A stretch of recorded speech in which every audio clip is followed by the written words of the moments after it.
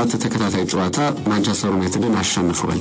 ይሄ በ40 ዓመት ውስጥ ማንቸስተር ዩናይትድን በአንድ የውድድር ዓመት 4 ጊዜ ያሸንፉ የመጀመሪያው አሰልጣኝ ያደርጋቸዋል። ብቸኛ አሰልጣኝ ያደርጋቸዋል። ስለነዚህ ጨዋታዎች ዲቴል ወደ በኋላ ላይ እናነሳለን። ምናልባት በዚህ አንስቶ ለማለት ካስፈለገ ግን ይሄኛውን ጨዋታ ያሸነፉበትና ያለፉት 3 ጨዋታዎችን ያሸነፉበት መንገድ በፍጹም የሚገናኝ አልነበረም። ለምሳሌ ትናንት የቶተንሃም ኳስ ቁጥጥር በዚህ ውድድር ዓመት ካስመዘገባቸው በጣም ዝቅተኛ የኳስ ቁጥጥሮች መካከል ከፍተኛው ነው። ማንቸስተር ዩናይትድ ከ70% በላይ የኳስ ቁጥጥር ነበረው፣ ግን እርባና ቢስ ነበር። ከዚህ በፊት በነበሩት 3 ጨዋታዎች ላይ በዚህ ልክ ቶተንሃም በዩናይትድ ብልጫ አልተወሰደበትም። እንዲያውም ለምሳሌ የመጀመሪያውን ጨዋታ ሲያሸንፉ 61 ለ39 የኳስ ቁጥጥር ብልጫ ነበራቸው። ከዚያ ከትናንትና በፊት የነበረ የመጨረሻ ጨዋታ ላይም 56% የኳስ ቁጥጥር ብልጫ ወስዶ ነው ቶተንሃም ጨዋታውን ያሸነፈው። ኦልድ ትራፎርድ ላይ ሲያሸንፉም 46 በሜዳቸው ከኦልድ ትራፎርድ ድል በኋላ ሲያሸንፉ 46 ለ54 ነበር የኳስ ቁጥጥር እና በዚህ ልክ ለምሳሌ ከመጨረሻ 3 ጨዋታዎች በሁለቱ የኳስ ቁጥጥር የበላይነት ወስደው ነበር ያሸነፉት። ግን ትናንትና በፍጹም ኳሱን ለማንቸስተር ዩናይትድ ሰጥተው ወደ ኋላ ፈግፍገው የሚሰሩትን ነገር ጠንቅቀው በማወቅ ለእያንዳንዱ ተጫዋቾች ግልጽ ተልዕኮ በመስጠት ነው ጨዋታውን አሸንፈው የወጡት እና በአውሮፓ መድረክ ዋንጫ ሲያነሱ የመጀመሪያ አውስትራሊያዊ አሰልጣኝ ሆነዋል። ከጨዋታው በኋላ እንዳልኩሽ እንግዲህ በብዙ ጉዳዮች ላይ ማስተያየታቸውን የሰጡት ለምሳሌ ስለዚህ ውድድር ዓመት ፈተናቸው ሲያነሱ በአሰልጣኝነት ዘመኔ ካሳካኋቸው ዋንጫዎች መካከል በጣም ፈታኙ ዋንጫ ይሄኛው ነው የሚል አስተያየታቸውን ሰጥተዋል። በብዙ ድካም ውስጥ የተገኘ እንደሆነ ይታወቃል። ምናልባት በፕሪሚየር ሊግ ቁመናቸው ብንለካ ከወረዱት 3ቱ ክለቦች ቀጥሎ በጣም መጥፎ ክለብ ቶተንሃም ነበር። ይሄን ዋንጫ ባያነሳ ኖሮ ግን አሁን እንዳልኩት እንግዲህ የሊጉ የመጨረሻ የመትረፍ ደረጃ ላይ ተቀምጦ የአውሮፓ ዋንጫ ወይም የአውሮፓ ቻምፒዮንስ ሊግ ላይ የሚሳተፍ የመጀመሪያው ክለብ ይሆናል ቶተንሃም በታሪክ። ከዚያ ውጪ ከአንዳንዶቹ አሁን ከአርሰናል ጋር ነው እንግዲህ ንጽጽራቸውን እያደረጉ የሚገኙት። ለምሳሌ እንዴት ቶተንሃም የውድድር ዓመቱን እንዳዳነ መመልከት የሚረዳን ቀደም ሲል እንዳነሳሁት በሊጉ ከወረዱት ክለቦች ቀጥሎ መጥፎ ደረጃ የቶተንሃም ደረጃ ነው እና በዚያው በእንግሊዝ ፕሪሚየር ሊግ ደግሞ ዋንጫ ካነሳው ክለብ ቀጥሎ ከሊቨርፑል ቀጥሎ በጣም ምርጡ ደረጃ ያርሰናል ነው። ግን የትኛው ክለብ ነው የተሻለ ዓመት ያሳልፈው የሚለውን መለካት ካስፈለገ ለአድማጮቻችን እንተውና ግልጽ ይመስለኛል። በየትኛው መንገድ አርሰናል ያተረፈው የአውሮፓ ቻምፒዮንስ ሊግ መሳተፍ ማለት በሊጉ ደረጃ ቶተንሃም ይህንን አድርጓል። ከዋንጫ ጋር ነው ያደረገውና ልዩነቱ በጣም ግልጽ ይመስለኛል። ሰንሂንግቤን ከ10 ዓመታት በኋላ የመጀመሪያውን ዋንጫውን በቶተንሃም ቤት አሸንፏል። አይካንሲያም ሌጀንድ ብሏል ትናንት ከጨዋታው መጠናቀቅ በኋላ። ሌጀንዱ ማን ነው? ብዙ የሚያጠያይቅ ነገሮች አሉት። ግን በዚህ ሰዓት ግልጽ ነው የክለቡ አንጋፋ ሰው እሱ ነው። በትክክልም ማንቸስተር ዩናይትድን በተመለከተ በዩሮፓ ሊግ እንዳልኩት ምንም ሳይሸነፍ ነበር የተጓዘው። ግን ትናንትና ዓመቱን ሊቀይር በሚችል ጨዋታ ተሸንፎ ወጥቷል። ስለዚህ እስካሁን ያለመሸነፍ ጉዞ ምንም ትርጉም አልባ ነበር። ከዚያ ውጪ እንደ ቡድን አልነበረም ማንቸስተር ዩናይትድ ትናንትና በሜዳ ላይ የነበረው አቀራረብ ከመጀመሪያው አንስቶ የቡድን መንፈስ የሚረብሹ ውሳኔዎች በክለቡ በኩል ተወስነዋል። ግን በሜዳ ላይ ያንን መሻር ነበረባቸው። ግን ደግሞ ያንን አላደረጉም። አንዳቸው ለሌላኛቸው ሲጫወቱ አልተመለከትም። ሉክሾና ዶርጉን በጨዋታው ላይ የተመለከተ ማንቸስተር ዩናይትድ እንዴት አይነት ተግባቦት የጎደለው ቡድን እንደሆነ በግልጽ መረዳት የሚቻል ይመስለኛል። ግቡ ከተቆጠረም በኋላ ሉክሾው የራሱን የቤት ስራ በሚገባ ያልተወጣ ተጫዋች ግን ደግሞ ወደ ኋላ ዞሮ ዶርጉ ላይ ነበር ሲጮህ የነበረው። በኤርሊ ነው ግቡ የተቆጠረው። ስለሌላ ግብ ስለማስቆጠር ማሰብ ይገባ ነበር እንጂ በዚህ ልክ እርስ በርስ መወቃቀስ አስፈላጊ አልነበረም። ግን ከግቡ መቆጠር በፊትም ተደጋጋሚ እንዲህ አይነት መወቃቀሶች በሁለቱ ተጫዋቾች በኩል ነበር። የተቀሩ ተጫዋቾችም በተመሳሳይ እንደዚያ ነበሩ። ደግሞ በጣም ደካማው ግን ራሱ ዶርጉና ሉክሾ የነበሩበት የግራ መስመር ነበር በማንቸስተር ዩናይትድ በኩል ትናንትና። ወደፊት ለማጥቃት የሚደረገው ጥረት በጣም የተቆረጠ ነበር። ተመሳሳይ ባህሪ ያላቸው ናቸው ሁለቱም ተጫዋቾች። የትኛው የበለጠ ወደፊት አድቫንስ አድርጎ መጫወት ነበረበት የሚለው ላይ የአሰልጣኙ ውሳኔ ስህተት እንዳለበት ይሰማኛል። አብዛኛዎቹ የትናንትናው የማንቸስተር ዩናይትድ ሽንፈት ላይ ሚናውን የሚወጣው የኃላፊነቱን መውሰድ ያለበት በየማምነው አሰልጣኙ ነው። ለምሳሌ ሉክሾውን ራሱ ዶርጉም ተመሳሳይ ባህሪ ያላቸው ተጫዋቾች ናቸው። ሉክሾውን የመሃል ተከላካይ አድርጎ ነው ያጫወተው። ሌሎች አማራጮችን መጠቀም ወይ ወደ አራት ተከላካይ መምጣት እንግዲህ ሲስተሙን አልቀይርም በሚል በግትርነት ይታወቃል። ሩበን አሞሪም ግን ዋጋ እያስከፈለው ነው ክለቡን። እንዲህ አይነት የፍጻሜ ጨዋታዎች ላይ እንዴት የሲስተም ለውጥ ማድረግ እንደሚያስፈልግ በደንብ የተረዱበት ጨዋታ ይመስለኛል። ከጨዋታው መጠናቀቅ በኋላ እንደ ቡድን እንዳልተጫወቱ የሚገባሽ አብዛኞቹ ተጫዋቾች ፍሽካው ከተነፋ በኋላ እርስ በርስ የመተቃቀፍ ፍላጎትም አልነበረቸው።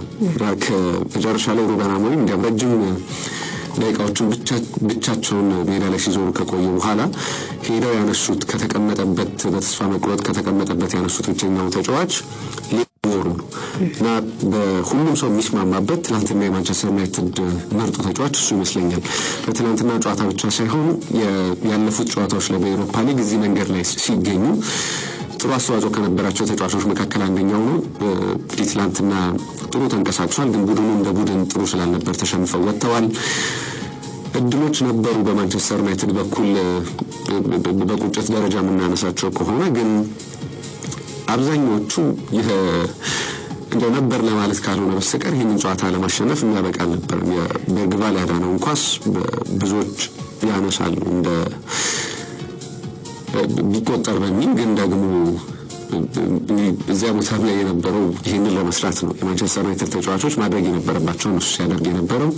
በዚህ የውድድር ዓመት ቶተንሃም በሎ ብሎክ ሲጫወት አናውቀው ብዙ አልተመለከትም። ግን ደግሞ አንድም ጨዋታ ላይ ቢሆን እንዴት በሎ ብሎክ መጫወት እንዳለበት ለራሱ ለማንቸስተር ዩናይትድ ያስተማረ ነበር። በዚህ የውድድር ዓመት ማንቸስተር ዩናይትድ ለ32ኛ ጊዜ ቀድሞ ግብ ተቆጥሮበታል ትናንትና። አብዛኛዎቹም ውጤት መቀልበስ አልቻለም። የትናንትናው በተመሳሳይ የሆነ ነው። በአውሮፓ መድረክ ይፈጠሩ የነበሩትን መመራቶች ብዙ ጊዜ ይቀለብስ ነበር እና ተስፋዎች ነበሩ። ትናንትና ቀድሞ ግብ ሲቆጠርበት እንዳልኩት እድሎች ነበሩ ግን ማስቆጠር የሚችልባቸው። ግን የቪካሪዮ ስለትም ትናንት እዚህ ላይ መጠቀስ ያለበት ይመስለኛል። የሁለቱ ግብ ጠባቂዎች ልዩነት በጣም ግልጽ ነበር።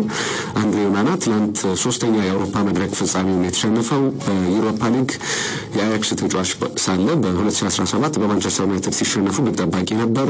ከዚያ ውጪ 2023 ላይ ከኢንተር ሚላን ጋር ግብ ጠባቂ ነበር እሱ ማንቸስተር ሲቲ ጨዋታውን አሸንፎ ዋንጫውን ሲያነሳ ትናንትና ምሽት በተመሳሳይ እንዲህ አይነት ታሪክ ውስጥ ተሳትፏል። ያለፉት ሁለት ፍጻሜዎች ምናልባት በምርጥነት የተንቀሳቀሰባቸው ነበሩ። የአውሮፓ ቻምፒዮንስ ሊጉና ከአያክስ ጋር የአውሮፓ ሊግ ፍጻሜው። ግን የትናንትናው ኦናና ከዚህ የበለጠ ስል መሆን ይጠበቅበት ነበር። የተቆጠረው ግብ ላይም የበለጠ ሪአክሽን መውሰድ የነበረበት ተጫዋች እሱ ነበር በጨዋታው ላይ። ከዚያ ውጪ ለማንቸስተር ዩናይትድ እንግዲህ ከዚህ በኋላ ምንም የሚስተካከል ነገር ያለ አይመስልም። በቀጣይ የውድድር ዓመትም ነገሮች በጣም ከባድ ይሆናሉ። ፖዚቲቭ ነገር ካለ አሰልጣኙ በአንድ ወቅት ትዝ ይለኛል ስለ ማንቸስተር ዩናይትድ ከአውሮፓ መድረክ ውጭ መሆን ሲጠየቁ ምናልባት የበለጠ በየሳምንቱ ጥሩ እንድንጫወት በተጫዋቾቻችን እርስ በርስ እንዲግባቡ የተደራጀ ቡድን ይዞ ለመምጣት አንድ የውድድር ዓመት ከአውሮፓ መድረክ ውጭ መሆን ሊያስፈልግ ይችላል የሚል አስተያየታቸውን ሰጥተው ነበር። ምክንያቱም በሳምንቱ አጋማሽ ላይ ጨዋታ ማድረግ የበለጠ የጨዋታ ቁጥርን ስለሚጨምር ጊዜ ወስደን ከተጫዋቾቻችን ጋር እንዳንሰራ ያደርገናል በሚል ባነሱት ምክንያት። ስለዚህ በቀጣይ የውድድር ዓመት ይሄ እድል በሚገባ ለማንቸስተር ዩናይትድ ከአሰልጣኙ ጋር የሚቀጥል ከሆነ እንግዲህ ቃላቸውን ይጠብቃሉ አላውቅም። ፖስቴኮግሉን በተመለከተ በሁለተኛ ዓመት ይሄ በግልጽ ነው ከሆነ ቡድን ጋር ዋንጫ አነሳለሁ በነበርኩባቸው ቦታዎች ሁሉ ዋንጫ አነሳለሁ የሚል አስተያየታቸውን በውድድር ዓመቱ መጀመሪያ ላይ ሲሰጡ በርካታ የእንግሊዝ ሚዲያዎች ተሳልቀውባቸው ነበር። በውድድር ዓመቱ አጋማሽ በተለይ ቶተንሃም ከሊጉ ገበታች እያሽቆለቆለ መምጣት ሲጀምር እያንዳንዱ ጋዜጣዊ መግለጫ ላይ ይጠይቋቸው የነበረው ነገር ይህንን ነበር። አሁንስ በሁለተኛ የውድድር ዓመት ዋንጫ አነሳለሁ የሚል ሀሳቡን አልቀየሩም በሚል ደጋግሞ ይጠይቋቸው ነበር እሳቸውን ለማሸማቀቅ። አሁን እንደሚሸማቀቅ እንግዲህ የመጨረሻውን ሳቅ የሳቁት እሳቸው ናቸው። ትናንትና ደስታቸው በግልጽ የተለየ እንደነበር ይህንን ጨዋታ የፈልጉት እንደነበር የሚያሳይ ነው። ያቀራረብ ለውጣቸው እንዴት አንድ አሰልጣኝ የዋንጫ ላይ ሲደርስ የዋንጫ ኤሌመንቶች እንደሚያስፈልጉት በሚገባ የተመለከትንበት ነበር። የቡድኑ ቁልፍ የሚባሉ ተጫዋቾች ለምሳሌ ትናንትና አልነበሩም። አራት ተጫዋቾች ናቸው የቡድኑ 50% ግብ በዚህ ውድድር ዓመት ለቶተንሃም ያስቆጠሩት። ትናንትና ኩሉሴቭስኪ እና ደግሞ ማዲሰን በጉዳት ምክንያት አልነበሩም ነበር። ሶስተኛው ተጫዋች ብዙ የግብ ተሳትፎ የነበረው ተጫዋች ሳን ሄንግሚን ነበር። እሱም ቅያሬ ወንበር ላይ አድርገው ነው የጀመሩት እና ዋጋ ያስገኘላቸው ከነዚህ ከዓመቱ ከፍተኛ ግብ ተሳትፎ ካላቸው ተጫዋቾች መካከል አንደኛው ብሬናን ጆንሰን ነበር። እሱም ብቻ ተጠቀሙ። ሶስቱም ተጫዋቾች ከቋሚ 11 ውጪ ነበሩ። ሁለቱ በአስገዳጅ ምክንያት፣ አንዱ በሳቸው የታክቲካል ውሳኔ ግን ዋጋ አስገኝቶላቸዋል። ምናልባት የጨዋታ ውጤት ሌላ ቢሆን ኖሮ ልንወቅሳቸው እንችል ነበር። ታክቲክ ምን ያክል ለጨዋታ በጣም አስፈላጊ እንደሆነ በሚገባ የተረዱ አሰልጣኝ ይመስላሉ። ሩበን አሞሪም ከጨዋታው በኋላ ከመጀመሪያው የበለጠ ትክክለኛው ሰው ለማንቸስተር ዩናይትድ እንደሆንኩኝ ይሰማኛል፣ ነገር ግን ቦርዱና ደጋፊዎች ካላመኑብኝ ያለምንም ካሳ ነገ ክለቡን መልቀቅ እችላለሁ የሚል አስተያየታቸውን ሰጥተዋል። ከዚያ ውጪ እንዳልኩት እኔ ቀድሜ ለቡድኑ ሽንፈት እሳቸው ኃላፊነቱን መውሰድ አለባቸው ብዬ አምናለሁ።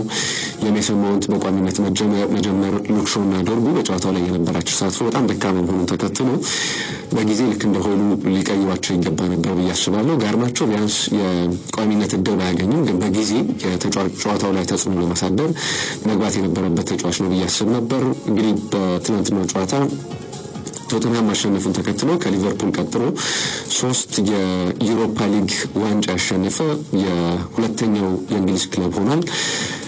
ለቶተንሃም ሁሉም ነገር በስኬት ተጠናቋል። እንግዲህ ከዚህ በኋላ አሰልጣኛቸውን ስለመቀየር ያስባሉ ወይስ ከ17 ዓመታት በኋላ ዋንጫ ያመጡላቸውን አሰልጣኝ ፖስቴኮግሉን በክለቡ አቆይተው ቀጣይ የውድድር ዓመት ለተሻለ ነገር ያስባሉ የሚለው ወደፊት የሚጠበቅ ነው።